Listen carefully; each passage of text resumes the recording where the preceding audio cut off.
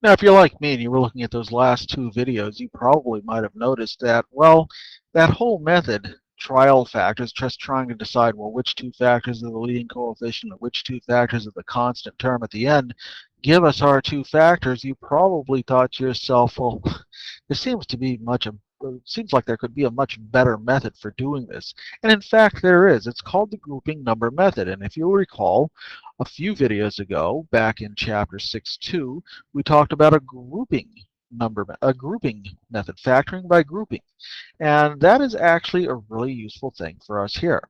It may not look it because we've only got three terms, but the trick is trying to rewrite the expression so that we have more than three terms. If we have four terms or some even number of terms, we can use the method of factoring by grouping.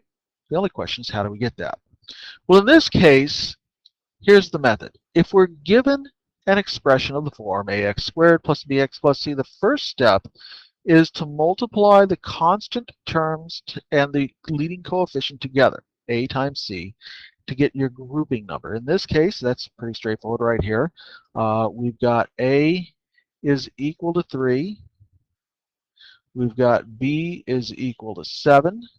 And we've got c is equal to 4. So, in step 1, we would multiply together 3 times 4,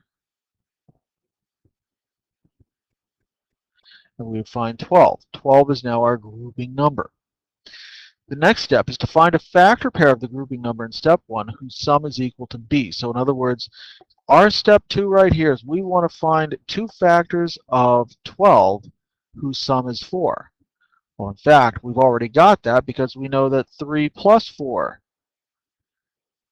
is equal to 7. So that's a pretty handy fact. And it says in step 3 here, we're going to split up the middle term, dx, using the sum from step 2. So in other words, what we need to do right here is that we'll note that 7x is really the same thing as, let's see, if I have 3x squared as my leading term, I'm going to take 7x, I'm going to split that up as 3x plus 4x.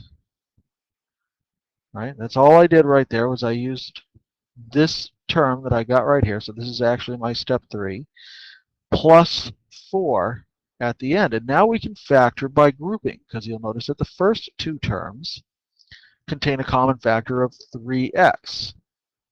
Right? If we take out 3x from the first two terms, we're left with x plus 1. And if we take out 4 from our last two terms, we're left with x plus 1, which is, again, pretty handy because now x plus 1 is a common factor, and so our factorization could be written as x plus 1 times the quantity 3x plus 4. Again, remember, this is a variation of just taking out a greatest common factor, and if you remember, our greatest common factor can be a binomial. In this case, the binomial x plus 1. And so we can factor it out of both terms. Right? Nothing happens to it in the second term. We're just saying that there's a common factor here and a common factor here. And so whoop, there it is, right? Our common factor factored out from both of those terms. That's our factorization. And again, you can check this. If you go through and you carry out your FOIL multiplication, that's what you'll get. Okay, you try it. There's a factorization right here. Use your grouping number method and try and work this out. Again, multiply 2 times negative 7 to get your grouping number. Find the factors of that grouping number that add up to your middle term, 13. Then split up that middle term, 13 as the sum that you found in step 2. And then finally factor that thing using the grouping method, just like we did in the last example. My answer will be in the next video.